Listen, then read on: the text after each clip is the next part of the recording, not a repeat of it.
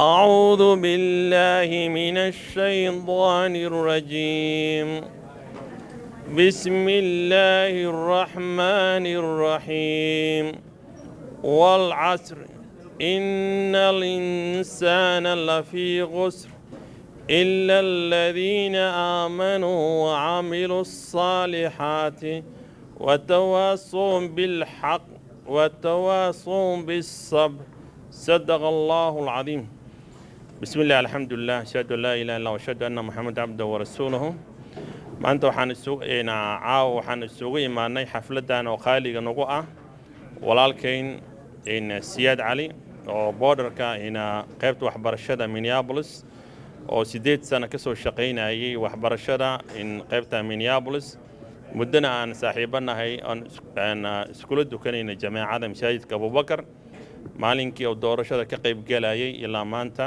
muddo ka horna isnaqeynay marka shaqadii uu soo qabtay iyo waxyaabihii wanaagii badnaa uu soo qabtay khayr Allah ka siiyo wanaagii uu suubiyayna wanaagaas bedelkiisa ka khayr badan ka ajir badan Allah siiyo waana walaal aad qaali u ah dhanka lagu daydo ku wanaagsan dhanka waxbarashada dhanka aqoonta uu leeyahay iyo muddada uu ka soo shaqeynayay qaybta waxbarashada ee qaybta Minneapolis marka anakan waxaan looga baahan yahay maadaama afka Soomaaliga aan ku hadlayo meel walba aan joogno inaan naqano dad wanaagooda bato khayrkooda bato laguna daydo waxbarashadana aad ilmaha ku dhiiriyo ilmaha soo kacayo oo yaryar in la baro macnaha aqoontu inay tahay wax aad u weyn aqoon la'aan waa iftiin la'aan qofka bini'aadamkuna wuxuu u nool yahay inuu wax barto waxna laga dheefo waxbarashadana oo noloshiisa ay koow u tahay waxayna horukac u tahay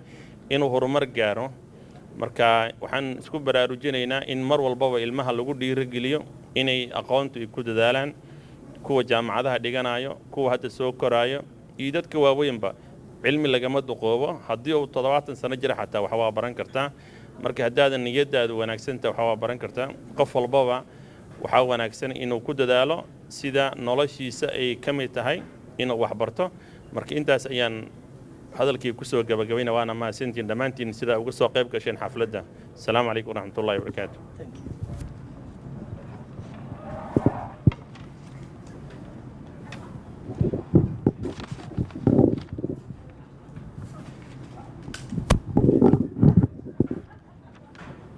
dhammaantiin waa in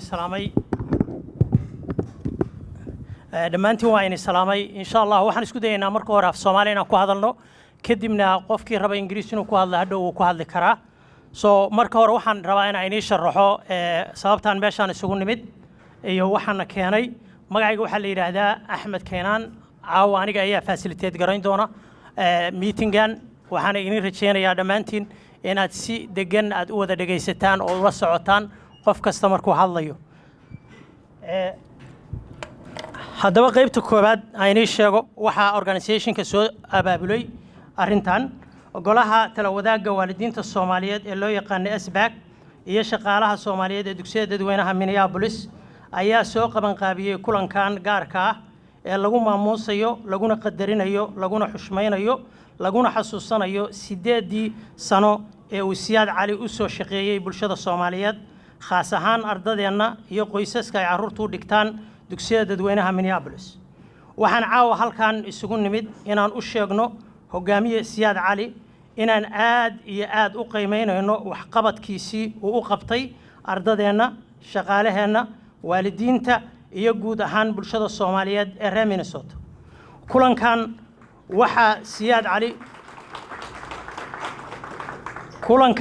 Siad cali uu aqoonsanayaa kaalinta uu ka qaatay kobcinta waxbarashada ardadeena ka qaybgalka waalidiinta shirarka badanaaba ka dhacay dugsiyada dadweynaha Minneapolis iyo bulshadeena inteeda kale sidoo kale waxa aan qiraynaa in uu yahay Siad cali hogaamiye lagu dayan karo oo mudan ku dayasho kaasoo ummadiisa ugu shaqeeyay si wanaagsan oo hufan taasi oo aan maqraati ka nahay dhamaanteen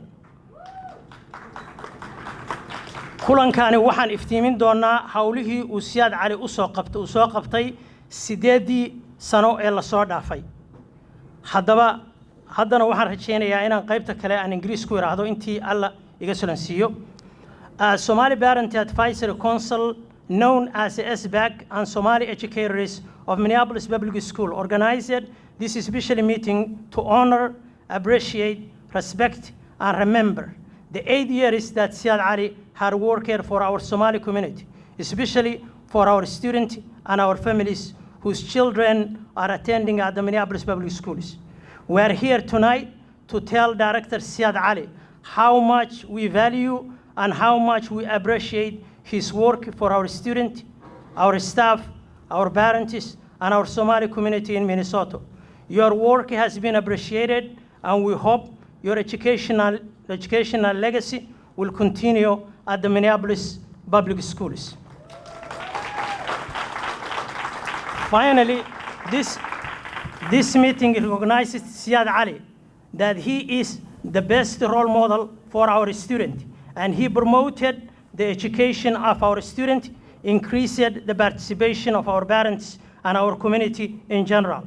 We also acknowledge that Siad Ali is our leader who has worked very well for his community and who is patient and admirable for everybody. Yet the meeting will highlight the work done by Siad Ali in the last 8 years. And I am going now to welcome Mr. Muhuddin Warfa and Dr. Berry, who will be talking here. Assalamu alaikum, buenas noches, Nyojong. I gotta greet you in the 3 main languages of Minneapolis Public Schools, in addition to English, of course, right? Good evening. My name is Muhuddin Warfa, Executive Director for Multilingual Department and Magnet Programming at Minneapolis Public Schools. I've been in the school district about 17 years, and 8 years ago, of course, Director Siad joined us. Director Siad is someone, I think because maybe of his interest in languages, as you may know, he speaks about 6 languages. So, of course, language programming was very important to him. So as he got into the district, he really supported our language growth, especially in promoting Hmong and Somali language programs. Because of him and the advocacy work he has done in the district, we do have now a Hmong language program in the elementary, middle school, and high school, and also a Somali language program at 2 elementary schools, a middle school, and 2 high schools, including ethnic studies in Somali. Director Siad has also been a good, because of his ethnicity as a Somali, people might think, oh, he comes from a district that's professionally Somali, but he's a person who serves all students. And in Minneapolis Public Schools, he's really grown that and showed pure dedication to supporting the students, including special education and English language learners. So he's been a good partner with other folks here, like Senator Torres, Senator Melissa, and I forgot the other senator's name, but he's worked with these folks to really advocate for funding from our state for our, specifically for our special education and EL students. He's also on the board of the Council of Greater City Schools, which is the urban umbrella educational support for all districts in the state. And within that national profile, really he supports a lot of students. Last week I just got a phone call from a district in Tennessee looking for to help them with interpretation and translation of one of those little spoken African languages. And I'm like, how did you get my name? And oh, Lord behold, it's Director Siad again. So I do get a lot of that. We get folks coming from other states really coming to see our language programming here at Minneapolis Public Schools, and at his level at this Council of Greater City Schools, he really does bring a lot of attention and support for students all over the nation. So thank you, Director Siad. We will miss you, but you know we are just around the corner, and anytime we need advice, support, we'll always come to you. Good evening, everyone, and I just want to, recognize and acknowledge some of the public elected officials who are here tonight. And so, U.S. Senator Amy Klobuchar is here. Thank you so much for coming. And also we have a State Senator, Patricia Torres. Thank you, Senator Torres, being here. And as always, we appreciate you. Also, we have Melissa Franzen, U.S. Minnesota State Senator.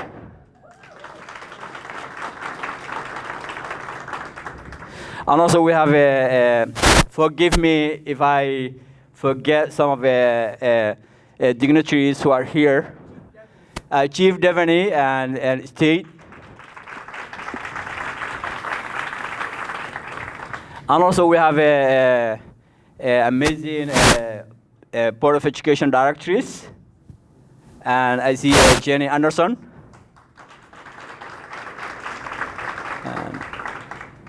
I know there's a lot of everybody in the room is important, but I just want to acknowledge there's public elected officials in the room, and we appreciate it. So we just want to welcome U.S. Senator Amy Klobuchar.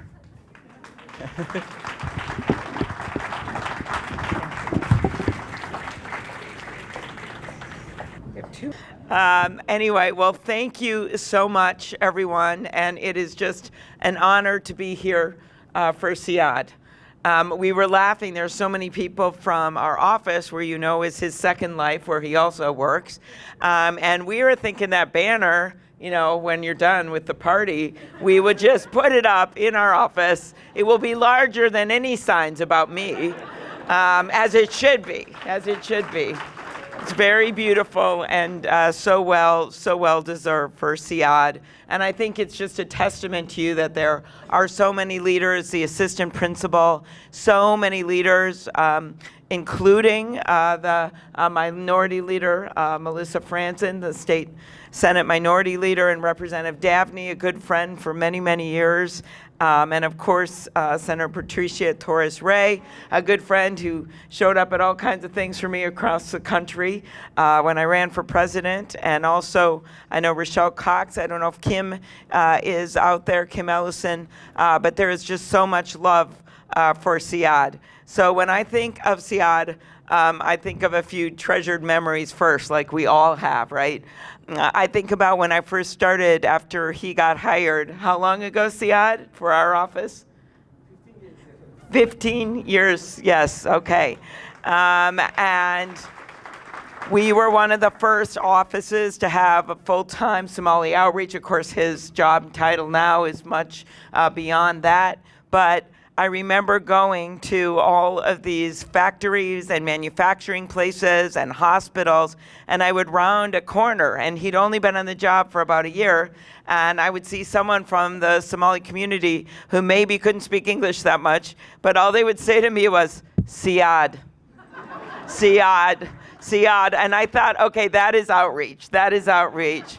And then I also have such fond memories of the Somali Independence Day, where Siad would always introduce me. And sometimes he went as a volunteer when it was a campaign year. And I still remember him at one point, I told him, let's just be real low key, real low key, real low key. So he's speaking, and of course I don't know the language, and he's going on, getting really revved up. And then I start hearing the words, re-elect Amy Klobuchar, re-elect. And he just has this delightful optimism that he shares with everyone that he works with. And that's why, and now I'll get to our topic today. I would get there in a minute. I'm not filibustering, I promise. That's why his leadership has had such a tremendous impact. One, in helping address racial inequities that we so often, as we know, struggle with at our schools, economic inequities. And one of the things that I know he is proudest of, and I know this, my daughter actually went to Tuttle School, which Siad knows, and was there and had so many Somali classmates, to the point where I have hilarious pictures of her when she was in like 5th grade, and she would have pictures of her and these really tall Somali girls. And there's her, and they're these incredibly beautifully tall girls. And I know that there were always issues with graduation rates and all kinds of things. And what a thing for Siad to leave as his legacy, that the graduation rate for Somali students has now skyrocketed from the Minneapolis schools up to 77%. That is an amazing thing. As you all know, Siad was instrumental in developing the Somali Heritage Learning Program, which launched last year and is helping more Somali American students connect with their cultural heritage. Because of his efforts, he was honored with awards including the prestigious Bush Fellowship and special recognition from the Council of Great City Schools for his leadership.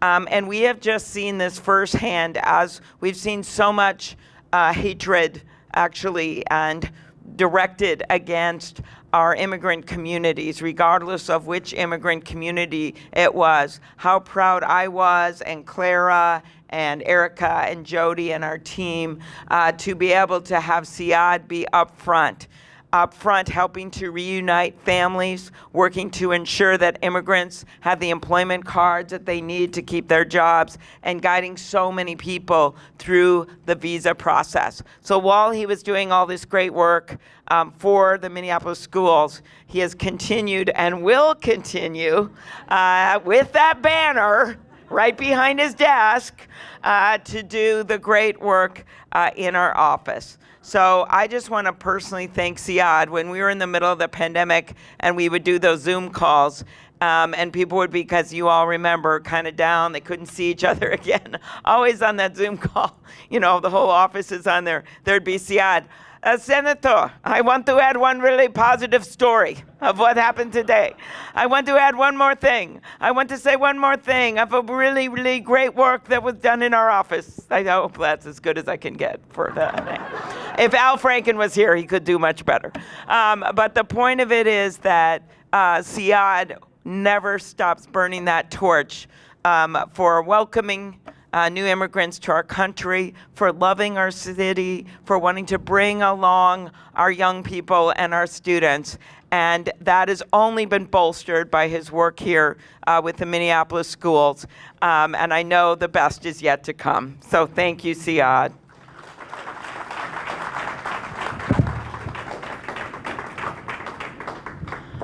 Thank you very much, Senator Amy. So now I would like to call Deqa Ifrah, who is Special Education Executive of Special Education of Minneapolis Public Schools. Yeah.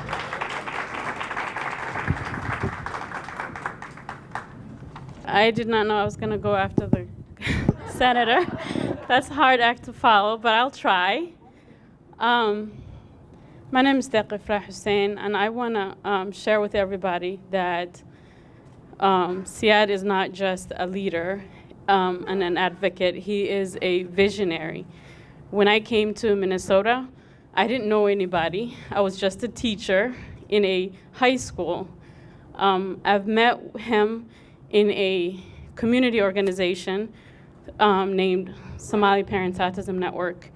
When Siad says he has a heart for special education, please believe he has a true heart for kids with special education needs. He met with me. He said, you should be working at the district level. More kids need your support. I'm glad you love your job and what you're doing at this school, but I need you to help support, bridge the gap between families and school system. As you know, the national average for autism is 1 in 59 right now. Within the Somali community, it's 1 in 32.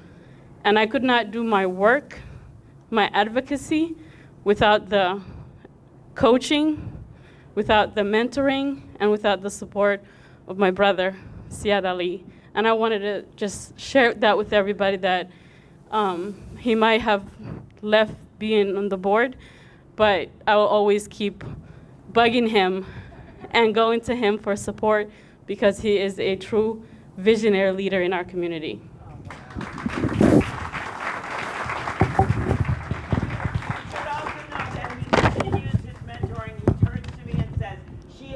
PhD.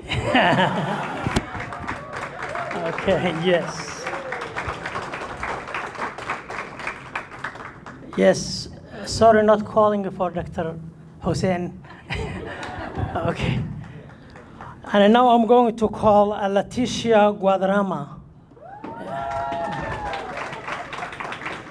Come on, Leticia. No, the only thing I had to say is Siad not only helps the Somali community, actually he helps all communities, especially our community of color. It has been an honor working with him. Anytime I needed, they missed the bus, or this family needs to move to another school, the person I would call will be Siad, and he make the time to do it. Through all these years, I mean, it's like my brother. He really a gentleman. I was just watching him, just walking a gentleman and giving honor to a people older than us. And it's such a great inspiration for all of us. I hope all the young people can learn from that too. And what can I say about Siad? He's always there. I have some of the Latino leaders with me, sitting with me. And the only thing, I mean, we are here because him. And thank you, and I hope this, he opened doors for people, and now the young people, it's time to open for others. Thank you so much, Siad, and you will be missed.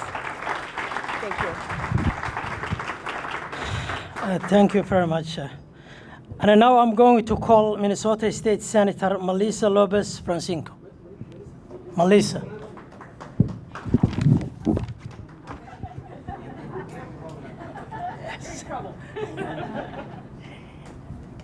And with Siad, it's not hard to say words about you. Someone asked me, like, where did I meet you? How long I've known you? I don't know. We know each other from many different walks of life, whether it's in the school board, whether it's politics, whether it's been on early childhood education, the work in the legislature. We have a lot of connections, but the person who did introduce me to you is Leticia Guadarrama, who is also my neighbor and my comadre. He's touched a lot of lives, and that cannot be a surprise, because if you know him, you know his heart. And I was supposed to be on the bus for the DFL doing the tour today, and I skipped it because I wanted to be here. And that's how he moves people. I had a commitment, and I told him I was going to be here, and I'm here. And that is what we do to show up for community, and that's what you do for us, for all communities, because I also go to you when I need help too. So you've been a mentor and a soundboard for a lot of us in the Minnesota legislature and beyond. So thank you for your work. I'm sure we'll be in touch, and you are like a brother, so thank you for being part of our family too. Thank you. Well, thank you. Thank you so much. I am so happy to be here with all of you, of course, celebrating our friend Siad. And let me tell you, Siad will send you a message in the middle of the night saying, Senator, we have a problem. We need you to come over here and just speak up. Okay, let's do this tomorrow. No, this is very urgent. You really need to show up. This is Siad. And of course, you never say no. You show up and you speak up, and that's what he does with us. I am so grateful for all of your service to our kids. And like Leticia said, he has been a voice for all of our kids, all of them. And his special kindness and really relationship with all of us has made this work so much easier. It's not easy to be a voice in a district where we have a lot of poverty and our children face a lot of challenges. But we also have a very diverse and very special community, and it is special because our kids are here and they deserve our support and our leadership. It has been an honor to work with you, and I know I am so happy to see this banner too, Senator. I was very impressed. And so I'm glad that I'm going to see that in your office, Senator. What an honor to have that image there to remind us of your leadership and your presence, because I know you will continue to work with us. Thank you, Siad, for being such a good friend of Minneapolis children. Thank you. Hello, and thank you, Siad, for letting me speak here tonight. I'm here from the Minneapolis School Board. I've served with Siad. We've served together I've been on the board for 12 years. Siad joined me 8 years, so we've been colleagues for 8 years. We've been on the ballot twice together, have been at convention. I would just say that I'm not surprised to see this giant sign, and the reason is our first time we ran together, it was the DFL convention, and most of us had little signs because it's school board, so we don't have a lot of, it's a school board election, but Siad came out on the stage, and he had a giant flag behind him with the Star-Spangled Banner stars blaring behind him. So he had a really dramatic entrance to the stage of school board elections, and he definitely upped it up a notch for the rest of us. So I'm one of the departing school board members. This year, five of us are retiring, which is a majority of the board. I think collectively, I don't know how many people we've served with, Siad. It's in the double digits, how many people we've served with, but together, I think between the five of us, I don't know, we counted once, but it's 30, 40, 50 years or something of experience together is leaving the board in December. So it's been an honor to serve together, and it is going to be a big change for the school board. So for all of you who are here supporting Siad tonight, I hope you can continue to support the Minneapolis Public Schools and be there for the new members who are coming on. And I know we all will be encouraging them and trying to mentor them as they make this transition for our students. So thank you for being here tonight.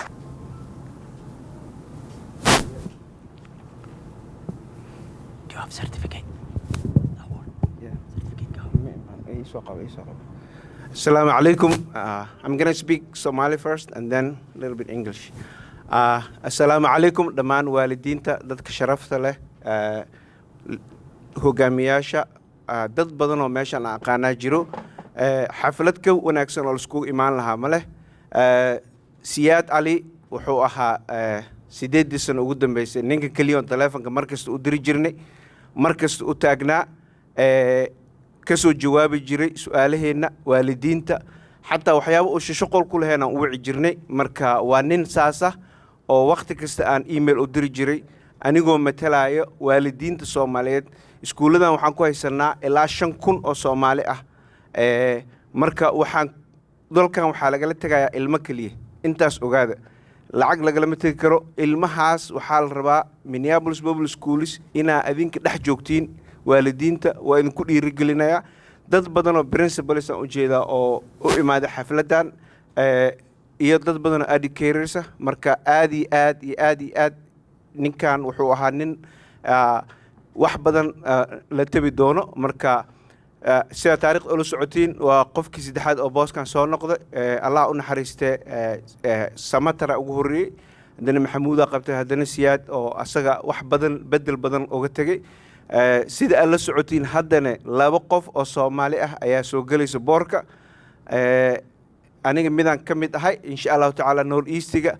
I'm gonna take the position of Jenny Anderson, who I have known her for 12 years.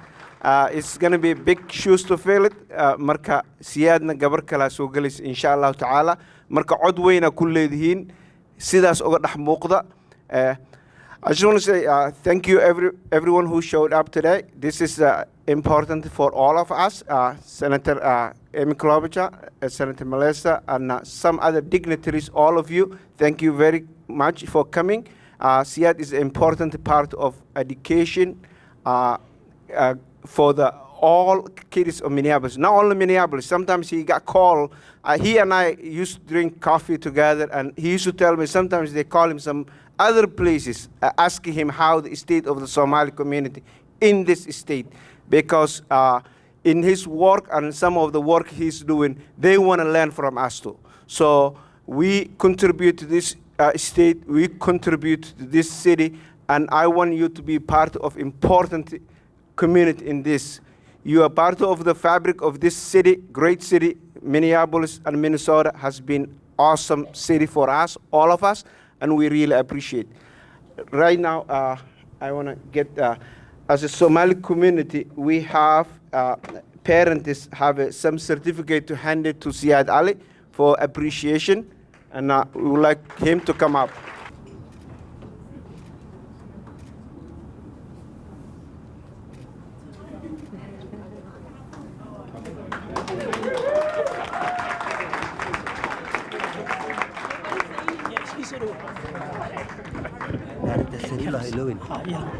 Salam alaikum. Buenas noches. Good evening. My name is Adriana Cerrillo, and I have had the honor of working in collaboration with my brother, Director Ali. It has been a pleasure working with you, fighting with you for the well-being of all children in Minneapolis. What do I have to say? I wish you the best. I hope this is just a small break that you take and that you run for office again, because we need champions like you. We need people that are brave and understand that when we serve in office, it's not about us. It's about the future generations of the country. Muchas gracias. I love you very, very much. Gracias.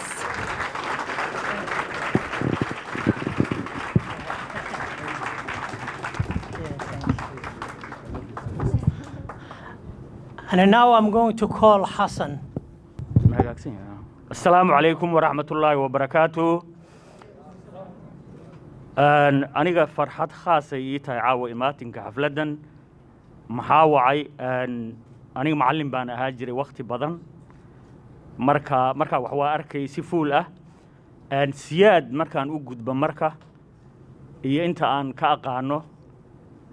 Siyaad haddii aan asaga kolley ku sheegi doono markii aan anigu ka baxo ama uu khudbada qabsado waa soo wada shaqaynay shaqo khaasaan soo wada qabanay aniga asaga waxaan ku ogahay khayr iyo wanaag iyo dadaal fara badan khaasatan hawshan uu 8 sano ku soo jiray waa iska warqabnay inta badan ha ahaatee khaasatan haddana dadka baahida gaarka qaba siyaabo badan ayuu maaragtay wax uga tusaaleeyay jiray markaan aniga asaga nahay oo aan sheekaysanayno tusaalahaas waxaa ka mid ah hal xabaan ka soo qaadanayaa wuxuu yidhi baahida gaarka waa mid muuqato iyo mid aan muuqanin uu yidhi dad badanna ayna ka muuqanin markaana aan loo fahamsanayn dadna ay ka muuqato marka garashadaas dheeriga ah allaha u daysto fiiradaas waxaan ugu ducaynaynaa hawshan uu ku soo jiray khayrkeedii inuu ilaahay miisaankiisa u saaro xasanaadka ugu wanaajiyo maanta maalin uga baahi badan yahay inuu ilaahay ugu kabo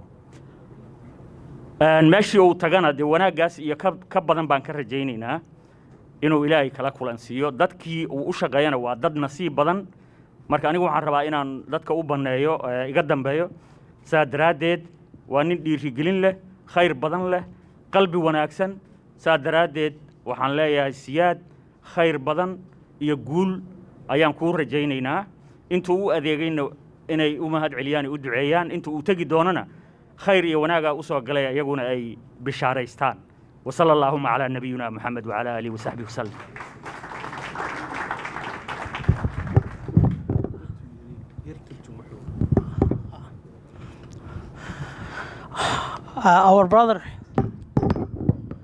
Our brother Hussein, he was talking about how Siad Ali helps people who have special needs and how he really reached them and how he was very kind to them. And also he's trying really to encourage us people to remember the people who have special needs also need to be engaged as a community. And also we should have to, you should have to be thinking about them, their situation, which is a very complex situation and completely different. And they have to be really included in our community whenever we have some kind of conferences or when we have anything. Now I'm going to call Hawa. Also. Hawa is here. Hawa Muhammad is here. Hawa Machukta. Come on, Hawa.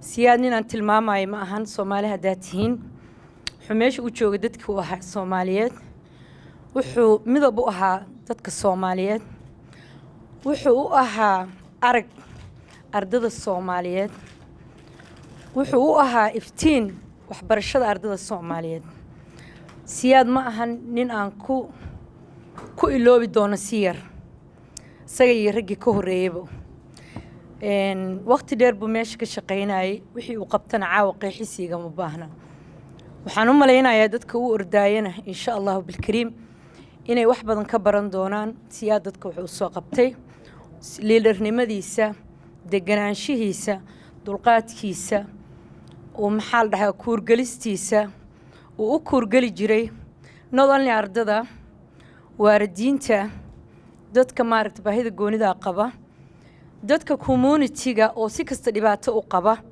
ama ha ahaato sidii ay sheegtay immigration ama ha ahaato passport qof loo diiday ama balana u baahantiin ha ahaato ama iftiinkii aragga awlaadeena ku socota ha ahaato background waa iswada ognahay dad waxaanu nahay soo qaxay jid dheer soo maray dhibaato badan soo martay kulligeen wixii wadankeena ka soo dhacay ay naga wada muuqdaan ama nagu soo jiraan familiyada guryahooda ay dhex yaalaan wuxuu ahaa ninkii noo furay oo na tusay maaragtay in anagoo Soomaaliya anagu wax qabsan karnaa ardayda wadanka joogto oo wax ku baratay aysan dhuminaynin culture-koodii dhaqankoodii diintoodii luqadda oo la haystaa waa diinta oo la haysto ilaahay waxaan ka rajeynayaa dadka u ordaaya horta boosaskaas ilaahay inuu ku guuleeyo midda labaad ilaahay waxaan ka rajeynayaa dad luqadda daba istaaga inay noqdaan oo tir dhaxaad u noqda luqadda Soomaaliga waa astaanta xijaabkeena waa astaanta diinteena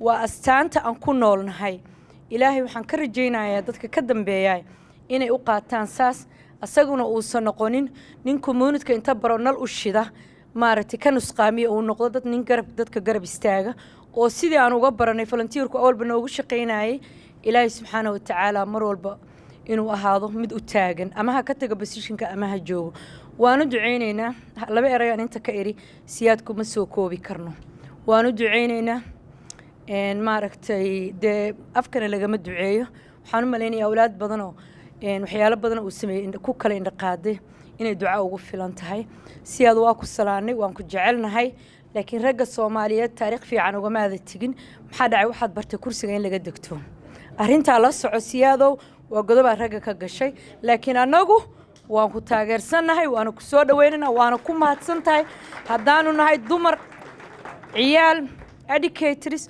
xoogaa iftiin yar waxaad noo bixisay in kursiga laga wareegi karaa aad baad u mahadsantahay All right. Now I'm going to call Mr. Mohammed Kay.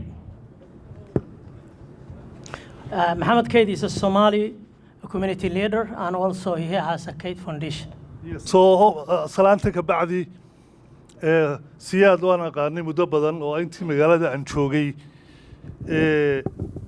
nin aad iyo aad u wanaagsan oo maasha Allah inuu yahay dhammaanteen wada wada qarina nolosha adduunyada waxa aasaas u ah laba shay oo la isu gudbinayo shayga ugu horeeya taranta bani aadamka inuu guur yimaado carruur dhalato carruurta la barbaariyo la kobciyo that's number 1 tal arrinka labaad ubadka ama carruurtaas in loo gudbiyo aqoon oo waxbarasho dhaqankii technology-gii iyo wax alla wixii taariikh ahaa oo dhan oo soo jiray oo waxa qofku inuu ogaado wixii shalay jiray waxa maanta jira iyo waxa berrito iman doona si loo socdaaliyo qof kastoo bani aadama marka oo choice-kiisu yahay ama doorta talabaad oo ah inuu kobciyo aqoonta la isu gudbinayo waxa uu mudan yahay ammaan Siad wuxuu doortay marka aynu ka qayb qaato waxbarashada Siad aad iyo aad baad ugu mahadsantahay kaalinta fiican aad qaadatay waxaan inuu yahay tusaale that's number 1 way sidee baa qofka bani aadamka guul ku gaadha oo yani tusaale fiican noqda saddex xidhiidh oo bani aadamka looga baahan yahay markuu sameeyo kow inuu qofku yahay qof xidhiidh fiican la leh isaga iyo naftiisa waxa uu aaminsan yahay iyo waxa uu sameynaya inay ismaaj gareynayaan ama ay isku dhinac u socdaan labo in qofku xidhiidh fiican la leeyahay allihii abuuray saddex in qofku xidhiidh fiican la leeyahay deegaankiisa siyaad waa nin le calaamadaha waana arrimaha dhaliyay guushiisa mar labaad waxaad noo tahay tusaale wanaagsan waxaa jira saddex kaloo arrimood oo iyaguna isdaba yaalla oo noloshu u baahan tahay kow marka qofku dhasho wuxuu u baahan yahay in la ilaaliyo isagu isma dabooli karo oo dependent buu ku yahay waalidkiisii marka uu ku xigana qofkii wuxuu noqonayaa independent oo isagu ismaamulaya marka saddexaadna interdependent oo organisationno badan dad fara badan mujtamac kala duwan xidhiidh la yeelanaya markuu taa ka sii gudbana wuxuu qofku u gudbayaa self actualization inuu tii sii daryeelay bulshada arrinkeygii ka soo baxay siyaad arrinkaas waynu ka barannay waxaan la rajaynayaa dhammaantiin inaan kaga dayno arrinkaana aad iyo aad baad ugu mahadsantay waxaan ku soo gabagabayn lahaa akhlaaqda qofka iyo dadnimada qofka waxaa asal u ah saddex shay saddexdaa shay qofka hadduu ku dhaqmana noloshiisu waxay noqonaysaa nolol wanaagsan dadkana wuxuu noqonayaa tusaale wanaagsan waana arrin uu leeyahay siyaad kow qofka bani aadamka ah inuu ummadda faa'iido u leeyahay labo waxii dembi ee dhiba xaggiisa ka imanaya inuu bulshada ka ilaaliyo iyo in bulshada dhibta uga imanaysa oo cadho iyo buuq leh inuu adkaysto waxaan rajaynayaa in taariikhtu mara ka tahay siyaad inuu yahay tusaale wanaagsan oo dhammaantiin aan ku faraxsannahay siyaad aad iyo aad baan kuu salaamaynaa maca salaamo in sha allahu tacaala howlahaaga sii wad oo ku garab taagana waa mahadsantiin okay yes soo qaad baashiga iminkana waxaan jecelahay inaan guddoonsiiyo shahaadad yar oo nagu soo talagalay oo aan ku maamuusayo berito haddii alla idha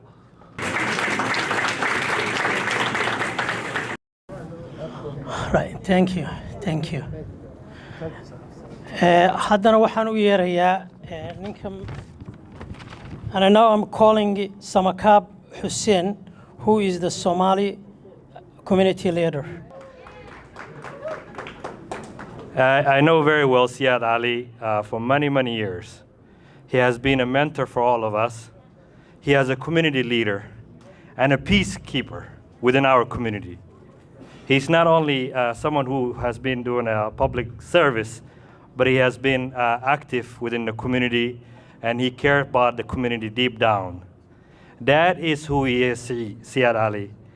And maanta aad iyo aad baan ugu faraxsanahay magacayga waxaa la yiraahdaa Samakab Hussein waxaan halkaan rabaa inaan u tahanadeeyo walaalkay ama saaxiibkay ama adeerkay Siad Ali oo shakhsi aan aad iyo aad u aqaano aan igu dheer yahayna community-gana wax badan u soo qabtay wax badan u soo adeegay telefonkiisana had iyo jeer ka qabanayo kugu soo celinayo response-kiisana uu fast yahay marka Siad Ali inaan u sacabtuntaana rabaa one more time waxaanu leenahay aad iyo aad baan kaaga mahadcelinaynaa shaqadii aad soo qabatay laakiin waxaan rabnaa gabadhii aawo meelahan joogtay waxay tiri waxaa tustay siyaasiyiinta inay kursiga ka tagaan kursiga wax laga taga maaha Siad waa soo celin doonaa meel ka weynna waa geyn doonaa insha Allah because waxaan aragnay wuxuu qabtay iyo wuxuu community-ga taray marka meeshaas meel ka weyn baa insha Allah la rajayn doonaa Siad Ali migu taageeraysaan magacayga Samakab Hussein baa la yiraahdaa aniga waxaan u tartamayaa St Paul aqalka hoose rajadeena aad iyo aad bay u fiican tahay oo waa kursi noo soo kordhay insha Allah assalamu alaykum warahmatullahi wabarakatuh. So I have to move next to Alabari. Is Alabari here? Hamad Alabari. Yes. Thank you very much. I am retired for 4 years from Minneapolis Public Schools, and I don't like the word retired. So tired is already too much, and retired is much more.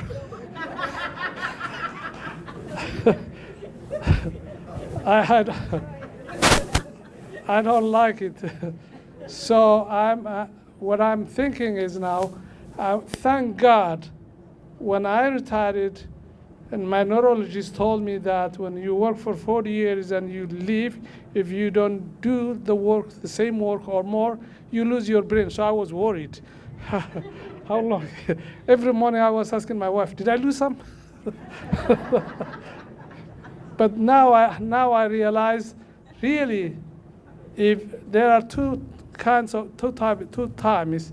One time is getting and making a living for yourself and your family. But the more important thing that really gives you pleasure and happiness is when you give it. And when you retire, it's a giving time. So I'm in that situation now for 4 years, and I was worried that I might lose my mind if I retire, but I'm happy. So, and Siad, I work with him, and really, he's a role model for all of us.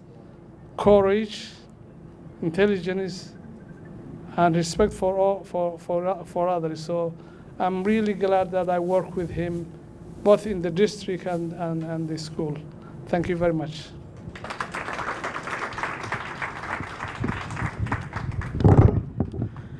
And now I'm going to call Asli Ashkir, who is the community leader.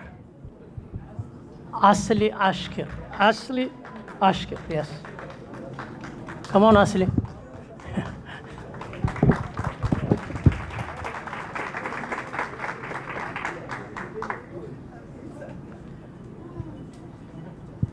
Sorry, Ashkir. Assalamu alaikum wa rahmatullahi wa barakatuh. This is really a surprise for me. I wanted to surprise Siad because he knew that I was in Hargeisa. So when I heard that he is actually, my daughter called me from Hargeisa and she said, tonight there is a party for Siad Ali, you have to go, mommy. And I'm like, well, it is good that you told me because I want to surprise him. So I'm really glad, and I say salam alaikum all of you. I'm a retired public health nurse, and I met Siad many years ago. However, when he told me I'm going to leave my position of the public schools, I'm like, why? Because as someone said, it was strange for me, someone whom the community loves, to leave his position. And he said, you know, I have done whatever I could, and I want to give opportunity to others so that they bring something new to the community. I think that was really a novel reason, and I accepted it. I said, Siad, we always need you. Please do not leave the community and be besides those who will come after you. And I hope that he will continue supporting others, share all the experiences that he had. And I would also advise my community to keep reaching him so that, you know, when your community reaches you, you feel important and you continue to serve them. So another thing that I would like to mention is I was at the Minnesota Department of Health. I was assigned to help Somali parents with kids with autism. My job was to do primarily two things. One thing was to help the community understand this problem, which was new to majority of us, and help them connect their kids to services. And this was a huge thing. Actually, autism was even new to me, although at that time I was public health nurse for more than 10 years. Because in my country, I never saw a child or a person with autism. That doesn't mean there's no autism in Somalia, but I didn't see it. So the job was so huge, and I wanted to consult with the community to ask them, how can I approach this? And one of the community leaders that I approached was Siad. And he came up, together we came up with the idea that let us form a community board representing all walks of life, including parents of kids with autism, so that we can come up some novel ideas that will work with this particular community. And thank you so much. And he was a member of that community, board, and we have done together a lot of work for my community. Thank you, Siad, and let us all continue. I retired, but I still continue working with my community. Thank you. Okay, now I'm going to call Mohammed Ibrahim, who is Shokobee Board of Education Directors. Sir Mohammed Ibrahim. Welcome, Mohammed Ibrahim. بسم الله الرحمن الرحيم السلام عليكم ورحمة الله وبركاته فرحad weyn bay tahay inaan ka soo qayb galo madashan caawa lagu sagootinayo lagu xusayo waxqabadkii Siad Ali oo muddo badan u shaqeynayay public service-ka oo meelo badan ka shaqeeyay laakiin munaasabadan caawa waxay daaran tahay 8 sano uu board director ka ahaa iskuulka weyn ee districtka weyn ee ilaa 50,000 gaarayaan ardaydiisa Minneapolis Public Schools.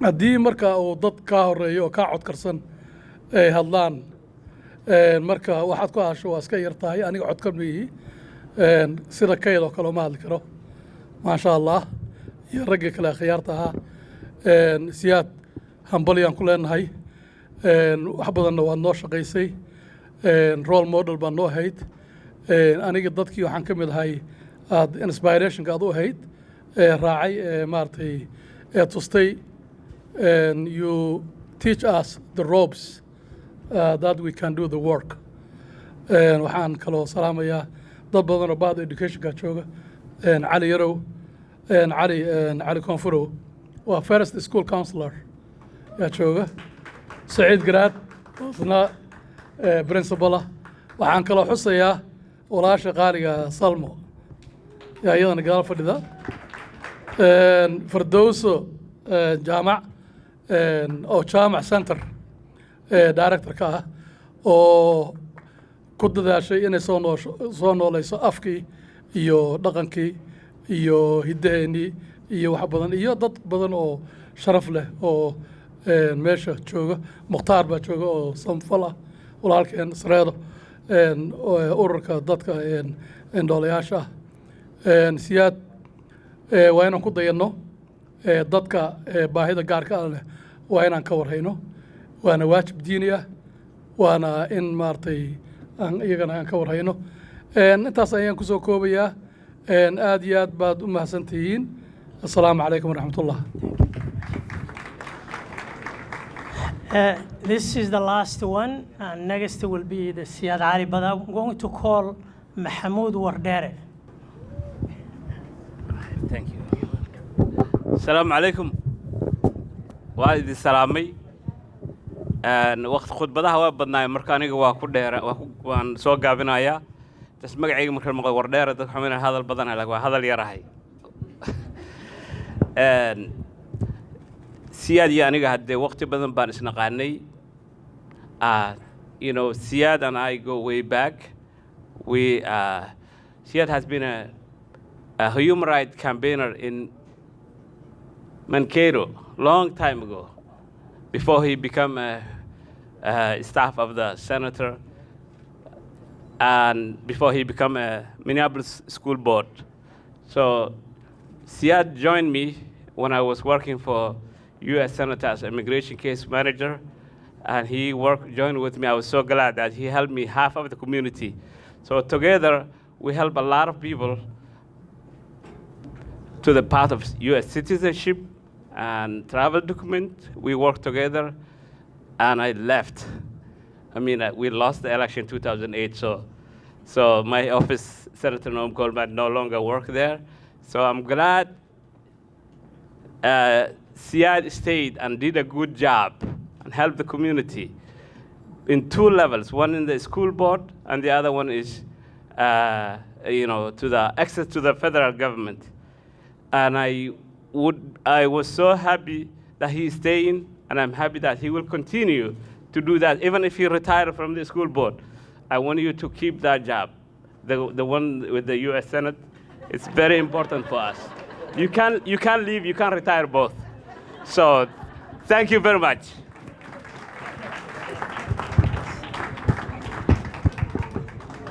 Okay, Mohammed Ibrahim from Anderson Teacher. See here, Mohammed Ibrahim.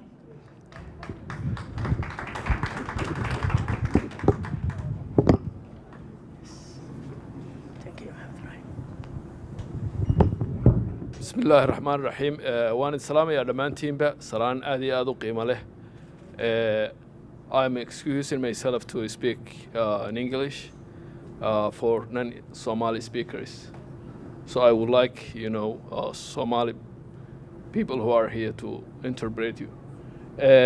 waxaan u imid meel durugsan baan hadda ka imid walaalkay Siad in aan iraahdo waad mahadsan tahay shaqadii qiimaha badnayd ee aad u soo qabatay guud ahaan community-ga Soomaaliyeed iyo dadka people of color loo yaqaan ee maxaan ku iraahdaa aan cadaanka ahayn runtii dagaal aad u fara badan ayuu u galay waxbarashada sidii dadka laga tirada badan yahay ama macallimiin ha noqdeen ama shaqaale ha noqdeen loogu hayn lahaa shaqada si loo xaqiijiyo waxaan la yiraahdo culturally responsive teaching ama macallimiin u eg ubadka wax la barayo Siad inta aan xusuusto waxyaalaha uu ka qayb qaatay waxa kamid ahaa oo runtii u dagaalamay in macallimiinta noocaas la dhiirigeliyo xilligii lagu sameeyay districtigan wax laga bedelayayna in uu waalidiinta Soomaalida aad ugu xiraa oo wax badan la qabtay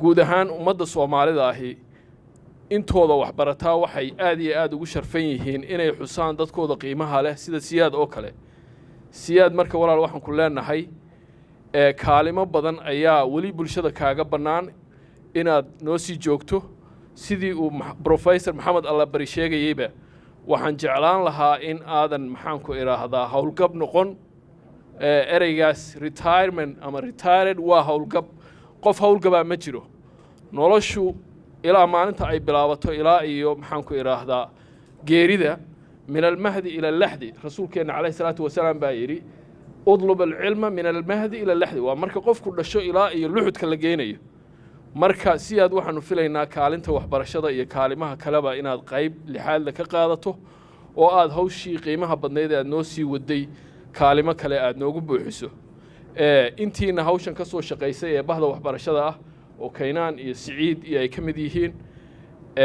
waxaan uga mahad celinayaa hawshan ay soo agaasimeen ee qiimaha leh dhamaantiina waan idin salaamaya assalaamu calaykum waraxmatullah And now it is the man of the hour right now. So welcome. This is the time you were waiting. Yeah. I want you to stand up all for the respecting. Come on.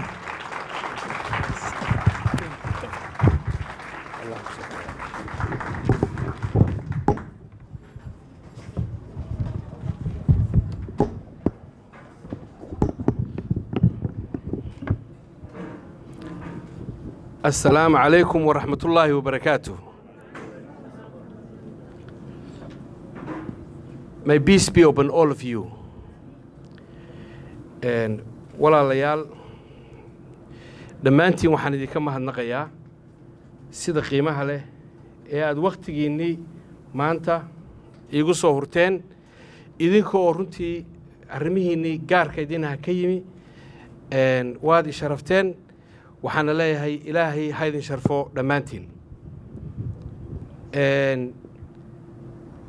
runtii hadal badan inaan halka ka idhaahdo ma jecli waayo wax fara badan oo wanaaga baa walaalihii halkan ka hadleen iga sheegeen ilaahayna waxaan ka rajaynayaa in ilaahay maaragtay ducadoodaas iyo wanaagga iga sheegaan ii aqbalo waxaan u mahadnaqayaa walaalihii isku soo dubariday munaasabadan oo ah bahda waxbarashada dhammaan bahda waxbarashada marka la leeyahayna waan isku jirnaa macallimiin iyo maamulayaal iyo waalidiinba marka dhammaantiin waxaan leeyahay waa mahadsantihiin muddadii waxaan ilaahay u mahadnaqayaa mar kasta oo munaasabadahan oo kale aan joogana u mahadnaqaa una duceeyaa waalidkay oo maaragtay runtii qaybtan lixaad kale ka qaatay nolosheedana iyagu wax kastoo wanaagan sameeyey ilaahay ka sokow mahaddeeda iyo waalidka iskale yihiin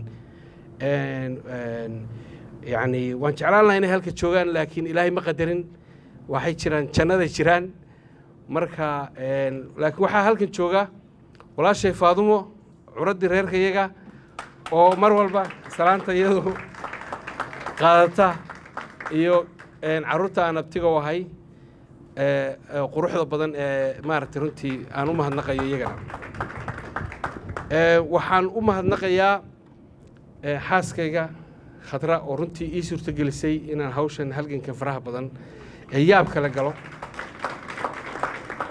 iyo caruurteeda oo iyaguna maaragtay runtii u samray maaragtay inaan caruurta kale na u adeego oo iyaga keliya aanan u adeegin marka walaalayaal wax badan ayaynu isla qabannay dhammaanteen guushana dhammaanteen waa wada leenahay waxaa wax ilaahay loogu mahadnaqaa ah heerka qalinjabinta ardayda Soomaalida inuu maanta marayo meeshii ugu sarreysay u abad gaaro waa 7%. waxaa kaloo wax ilaahay loogu mahadnaqaa ah in luuqadeena afka Soomaaliga ay ka mid tahay maanta manhajka lagu dhigto dugsiyada dadweynaha ee Minneapolis Public Schools waxaa kaloo iyaduna wax ilaahay loogu mahadnaqaa ah in ay jirto maado kale oo muhiim ah oo ardayda high schoolka laga rabo inay dhameeyaan haddii ay rabaan inay shahaado qaataan oo ah inay ogaadaan aslaan meesha ka soo jeedaan Somali ethnic study koorse la yiraahdo ah inay bartaan dhaqan ahaan iyo asal ahaan meesha ka soo jeedaan kaasina wax lagu faano waa mahadsantihiin hadal kaftana haddaan ku yar daro dee anuu Minneapolis Public Schools baan ka tegay laakiin anuu dee retirement weli ma gaarin wiil yar baan marka hawsha maartay kelmaddaasi aniga iguma jirto dictionary-ga laakiin saaxiibadayda waan isaga yar camiraya marka walaalayaal waa mahadsantihiin wixii aan sheegi lahaa idinkaa sheegay ilaahay idin sharfo ilaahay idin karaameeyo waxaa sharaf weyn ii ah inaan muddo 15 sano aan ka shaqaynayay xafiiska US Senator Klobuchar oo aan ka ahay outreach director iyo senior advisor labadaba waxaana maanta farxad weyn ii ah in Senator Klobuchar iyo dhammaan shaqaalihii xafiiskayaga intooda badnayd ay halkan yimaadeen oo iyaguna runtii inala dabaaldegayaan marka taaqudheedu waxay ii tahay maaragtay tusaale fiican iyo dhiirigelin waxaa kaloo iyadana sharaf inoo ah walaalaheen aynu isku asalka nahay ee African Americanka ah madaxdoodii inay iyagana qaar halkan joogaan oo inala joogo lejan weyn baa halkan inala jooga oo leeyahay Larry McKinsey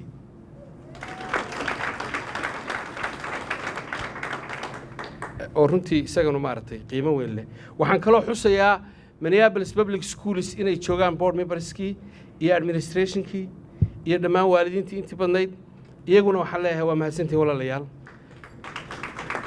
waxaan u mahadnaqayaa Latino community oo iyagu qayb weyn ka ah runtii waqtiyada qaarna aan idhaahdo يعني سيادة وملها وحفعنا اللغة إسبانيش كبرتيد سيدات كاس مارتي عاد وحبذنا أو نكسر وقسي برتيد مركا وحكلو حسد مدن إن نلتشوغان لبس سنتر أو كسو تشيدا لاتينو كوميونيتي سنتر مليسا هي سنتر بدرسة ترس كنتي قف كستو هالكتشوغا إن يعني والرب يعني كعبة يعني قف كستو هالكن شوقة قيمة من بيقول فريا يعني مارتي يعني أنا ما قاعد قف كشيء مهم معها لكن قلوبتي هذا تكون قرنتين مارتي وأنا مقال كنا لو أقف أحسن دكتور تيري بأسنا هالكن شوقة أو والدي أو أرد بدن أو سومالي وح صوتها بري مركز تيري وأدونا أو ما سكت so and my dear brothers and sisters, I want to thank you from the bottom of my heart. Thank you very much for coming. Thank you for honoring me tonight. I really don't know what to say, and my friends here, my boss, Senator Amy Klobuchar. A lot of people spoke tonight, said a lot of good things about me, and that really touched my heart. And it's really humbling me to be here tonight. It was fortunate, a great fortunate, serving Minneapolis Public Schools as a school board, and I do believe that past 8 years we have accomplished a lot. Increasing graduation rate, being an advocate for ELL students, being an advocate, especially special education, children with special needs is close to my heart. It's really close to my heart, and I'm glad that we did a lot of good things, but a lot of work needs to be done. The work's not yet done, and I hope that those who are coming to the school board, and those who are also current school board, continue advocating for all students, but especially children with special needs. I can't thank you enough. As I always, when I come and like to see this kind of achievements, I say I wish my parents were here, but unfortunately they passed away long ago. They're not here, but my sister is here, our elder sister here. So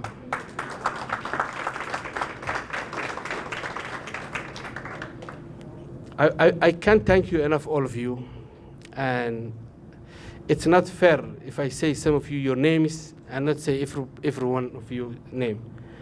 I want to also recognize the living legend, Larry. Can you be Larry McKenzie? He is a household name in the state of Minnesota. We thank you for your presence. So, my dear friends, I want to also thank my friends, those who work with me, with Senator Amy Klobuchar's office. Can you please stand up, those of you who work for my colleagues at the Senate office.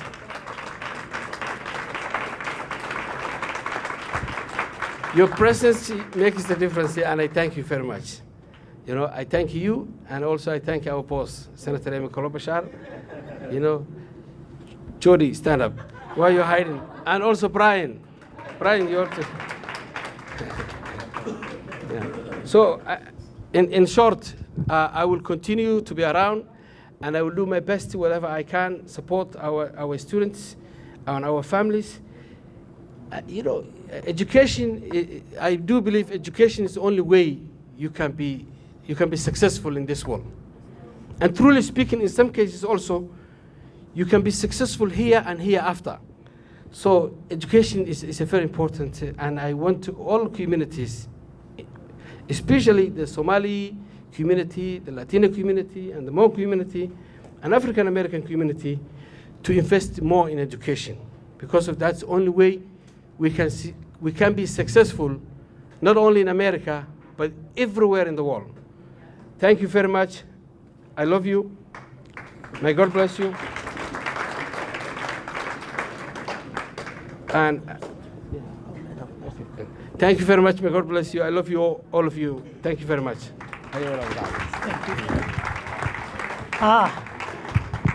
waxaan u malaynaynaa 1 minute keliya ku darsan 1 minute keliya ku darsanay waqti aan ku tala galnay aad baan waqtiga u ilaalinaya. I'm just looking at the time, so now is 1 more minute left. Thank you for coming, and thank you for joining us and honoring Siad Ali, and have a nice night.